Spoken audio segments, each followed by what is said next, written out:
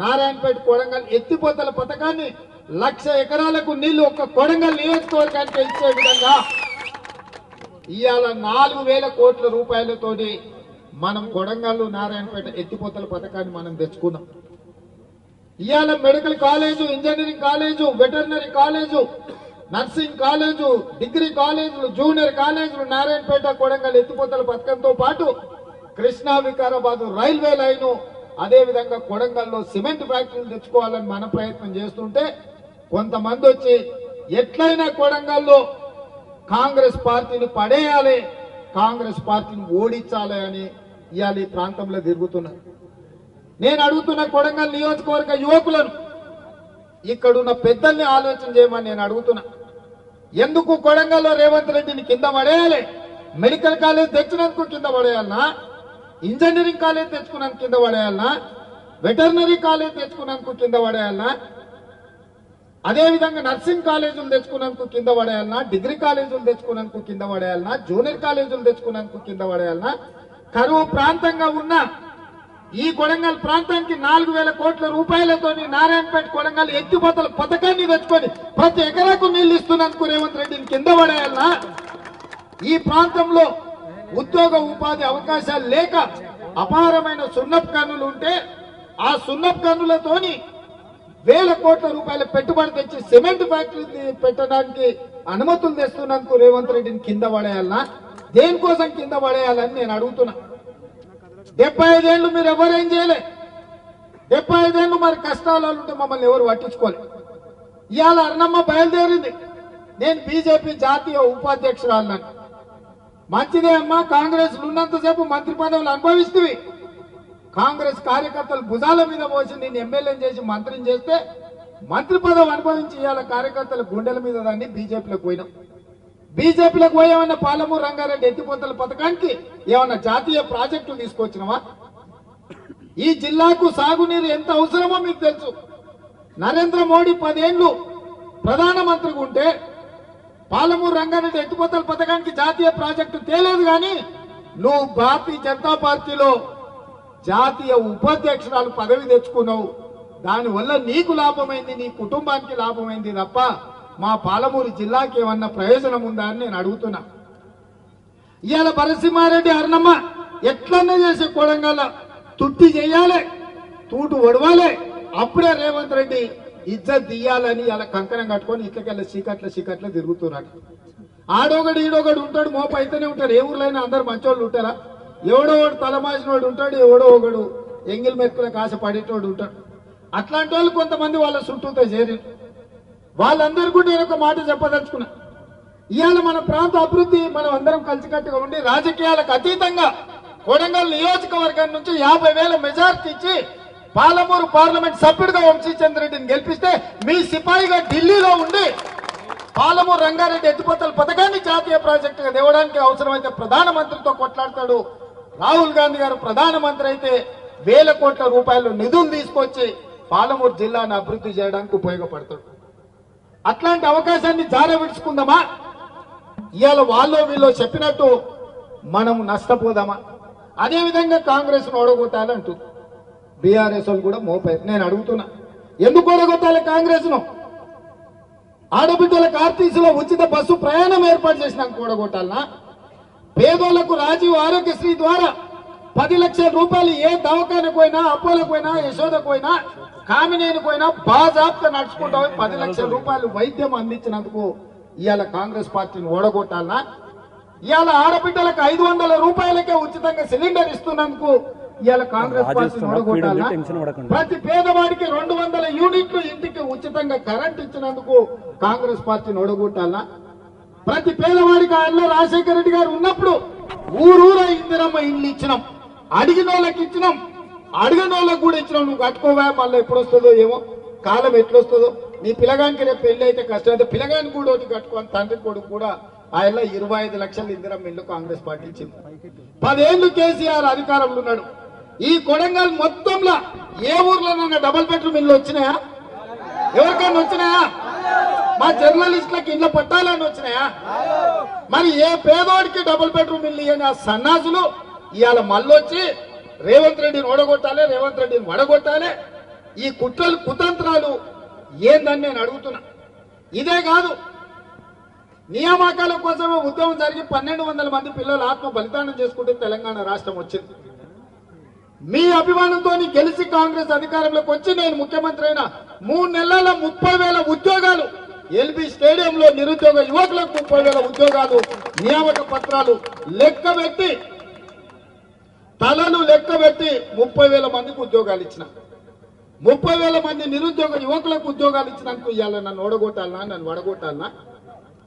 BC జనాభా ఎంతుందో లెక్కను తెలవక 60 ఏళ్ల నుంచి బీసీలు కొట్లాడుతుంటే ఈ తెలంగాణ రాష్ట్రంలో ఉన్న బీసీల జనాభా మొత్తం లెక్క కట్టుండ్రి. లెక్క ప్రకారం వాళ్ళకు నిధులు ఇవ్వాలి, నియామకాలు చేపట్టాలని, బీసీ జనాభా లెక్కలు కట్టమని ఆదేశాలు ఇచ్చి జీవోలు ఇచ్చి నిధులు ఇచ్చినందుకు రేవంత్ రెడ్డిని ఓడగొట్టాలి, కాంగ్రెస్ పడగొట్టాలన్నా దేనికోసం పడగొట్టాలి, దేనికోసం ఓడగొట్టాలి? మీరు ఆలోచన చేయండి మిత్రులారా. ఇవాళ ఎవరికన్నా ఓటేస్తే కాంగ్రెస్ కు సుక్క నీరు వస్తుందా? కొడంగల్లో ఉండే తండాలకు రోడ్లు వస్తాయా? ఈడుండే చదువుకునే పిల్లలకు ఉద్యోగాలు వస్తాయా? ఇవాళ వాడు చెప్పిండనో వీడు చెప్పిండనో మతం పేరు మీదనో భాష పేరు మీదనో పంచాయతీలు పెట్టి కలిసిమెలిసి ఉండే కోస్గిలో ఇవాళ పంచాయతీలు పెట్టి కాడికి వచ్చారు. ఎన్నడన్నా కోస్గిలో ఎన్నడన్నా కొట్లాడుకున్నామా? శ్రీరామనవమికి వాళ్ళు వచ్చి పీర్ల పండుగకు మనం పోతుంది. ఎన్నడన్నా మన మధ్యలో పంచాయతీ ఉందా? గెట్టు తగాదా ఉందా, లేకపోతే ఆస్తి తగాదా ఉందా? కానీ ఇవాళ ఓట్ల కోసం మళ్ళీ పంచాయతీలు పెట్టాలని కొంతమంది బయలుదేరారు. ఇది మన ప్రాంతానికే మంచిది కాదు మిత్రులారా, ఆలోచన చేయండి. కొడంగల్ అంటే ప్రశాంతం. ఎన్నికలు వచ్చినప్పుడు ఎవరి పార్టీకి వాళ్ళకి చేసుకుంటాం, ఎన్నికలు అయిపోయిన తర్వాత ఎవరి పని వాళ్ళు చేసుకుంటాం. ఎవరి దగ్గరికి ఎవరు పోయి ఎవరి మీద ఎవరు కేసులు పెట్టుకోం. ఇవాళ అక్రమ కేసులు పెట్టుకునే పరిస్థితి, జుట్లు పట్టుకొని కొట్లాడుకునే పరిస్థితి ఇవాళ కొంతమంది కల్పిస్తున్నారు. అందుకే మిత్రులారా, ఈ కొడంగల్లో ఈ 5 ఏళ్లు నేను ఒక్కటే మాట చెప్పదలుచుకుని ఇక్కడ ఉన్న పెద్దలందరికీ, ఇక్కడ ఉన్న యువకులందరికీ, ఈ 5 ఏళ్లు రాజకీయాలు వద్దు. ఈ 5 ఏళ్లు ఎవ్వని గురించి ఎవ్వడు భ్రమలు కల్పిస్తే భ్రమలు పడకండి. 10 ఏళ్లు ప్రధానమంత్రి ఉన్న నరేంద్ర మోడీ మళ్ళీ 3వసారి రోడ్డు వేస్తే చంద్రమండలానికి రాజు అవుతాడా? ఏమవుతాడా? 10 ఏళ్లు ప్రధానమంత్రి ఉన్న నరేంద్ర మోడీ మనకేమన్నా ఇచ్చిందా? 5 ఏళ్ల నుంచి జాతీయ ఉపాధ్యక్షురాలు ఉన్న అరుణమ్మ ఏమన్నా తెచ్చిందా? ఇంకా కొత్తగా ఏం తెస్తారు? ఇవాళ మనకు అవకాశం వచ్చిన ఎంబడే 5,000 కోట్ల రూపాయలు తీసుకొచ్చి కోస్గిలో 1,00,000 మందితోని సభ పెట్టి రాష్ట్రంలో ఉన్న మంత్రులందరినీ కొడంగల్కు కోస్గికి రప్పించి శిలాఫలకాలు వేసి ఇవాళ అభివృద్ధి పనులు చేపట్టినమా లేదా ఆలోచన చేయాలి. ఊరూరు సందు సందు రోడ్లు వేసే బాధ్యత మనం తీసుకున్నాం. 3,500 ఇందిరమ్మ ఇళ్లు ఎంబడే పేదోళ్ళకి ఇచ్చడానికి ఇవాళ జీవో ఇచ్చినాం. 4,50,000 ఇళ్లు 22,500 కోట్ల రూపాయలు కేటాయించి రాష్ట్రమంతా పేదోళ్లకు ప్రతి ఇంటికి 5 లక్షల రూపాయలు ఇల్లు కట్టుకోనికే ఇవాళ ఇచ్చిన మాట వాస్తవం కాదా? ఒక్క కొడంగల్లో నేను 40 కోట్ల రూపాయలకు సీసీ రోడ్లు ఇచ్చినాం, డబల్ రోడ్లు ఇచ్చినాం, ప్రతి తండాకు రోడ్లు ఇచ్చినాం. దాదాపుగా 700-800 కోట్ల రూపాయలు 100 రోజుల్లో కొడంగల్లో రోడ్ల కోసం ఇచ్చిన మాట వాస్తవం కదా? మళ్ళా 100 ఏళ్ళైనా ఇన్ని నిధులు ఇవ్వడన్నది ఇస్తాడా? ఇలా కేవలం ఓడించుర్రి ఎట్లనే వేసి రేవంత్ రెడ్డి పరపతి తగ్గియాలంటే కొడంగల్ మెజార్టీ తగ్గియాలి, లేకపోతే రేవంత్ రెడ్డిని దెబ్బతీయాలి, దొంగ దెబ్బ తీయాలని వెనకంగా గూడుపుటాన్ని చేస్తారు. ఇది రేవంత్ రెడ్డిని దెబ్బతీయడం కాదు, కొడంగల్ ప్రతిష్టను దెబ్బతీయడం, కొడంగల్ అభివృద్ధిని దెబ్బతీయడం, కొడంగల్ ఆత్మగౌరవాన్ని దెబ్బతీయడం, కొడంగల్ కు భవిష్యత్తులో జరగబోయే అభివృద్ధిని అడ్డుకోవడము.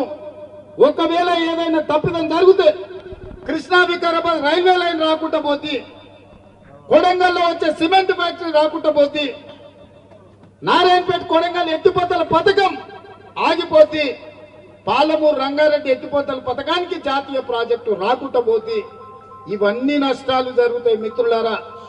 అందుకే ఈడికొచ్చిన ప్రతి కార్యకర్తకు నేను ఎక్కడున్నా నా గుండె చప్పుడు కొడంగలే. నేను ఏ స్థాయికి ఎదిగినా,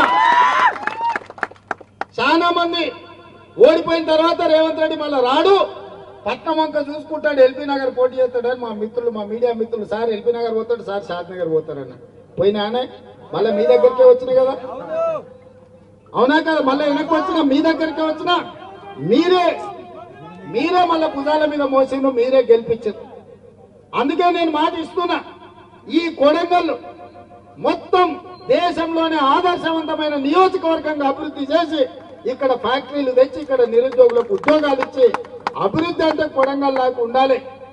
కార్యకర్తలు అంటే కొడంగల్ కార్యకర్తలను చూసి దేశమంతా నేర్చుకోవాలనే విధంగా ఇవాళ ప్రయత్నం చేస్తున్నాం. నేను మిమ్మల్ని అందరినీ వీళ్ళందరూ రూమ్ లో ఉమ్మరిస్తుంది చెమట పెడుతుందని అనుకుంటున్నారు. నేను అనుకున్న చాలా రోజులకు మా వాళ్ళని మా కుటుంబ సభ్యులు అందరినీ గంటల కొద్ది కూర్చొని అందరితో కలిసి మాట్లాడినా ఇన్ని రోజులు నాకు సరిగ్గా నిద్ర పట్టలే. ఇవాళ రాత్రికి కంటి నిండా నాకు నిద్ర పట్టలేదు. ఎందుకంటే నా కోసం కష్టపడ్డ వాళ్ళందరినీ నేను కలుసుకున్నాను సంతోషం నాకుంది. అందుకే ఎన్ని గంటలైనా ఎంతసేపు అయినా ఎవరు ఏది చెప్పినా నాతోని కొట్లాడి స్వతంత్రం మీకుంది, నాతోని పట్టుబడి పని చేయించుకునే అధికారం మీకుంది. ఎందుకంటే మీరందరికీ వస్తేనే నేను నాయకుడైనా, మీ కష్టంతోనే నేను ఈరోజు ఈ స్థాయిలో ఉన్నా. ఇవాళ రాష్ట్రానికే కొడంగల్ నాయకత్వం వహిస్తుంది మిత్రులారా. ఇవాళ ఏది ఉన్నా నేను ఇక్కడ కూర్చుంటే ఎవరు బీఫామ్ తీసుకోవాలన్నా కొడంగల్కు రావాల్సింది కదా. ఎందుకంటే నేను చెప్పిన 119 నియోజకవర్గాల వాళ్ళు కొడంగల్లో కొండరెడ్డిపల్లిలో కూర్చుంటే కూడా వచ్చి బీఫామ్లు తీసుకుపోతారు.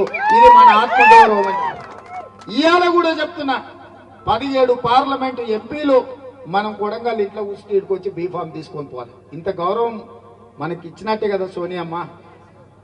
ఇవాళ మన గౌరవాన్ని తగ్గించడానికి కుట్రలు జరుగుతున్నాయి, మనల్ని దెబ్బతీయడానికి పన్నాగాలు పన్నుతున్నారు. వీటన్నిటిని దృష్టిలో పెట్టుకోండి. ఎవరేమి దేరు ఇన్నేళ్లు చూసిండ్రు. అర్ణమ్మ మంత్రి ఉన్నప్పుడు చూసిండ్రు, టిఆర్ఎస్ అధికారంలో ఉన్నప్పుడు చూసిండ్రు, నరేంద్ర మోడీని ప్రధానమంత్రిగా చూసిరు. 10 ఏళ్లలో 10 పైసలు కూడా మనకి ఇయ్యలేదు.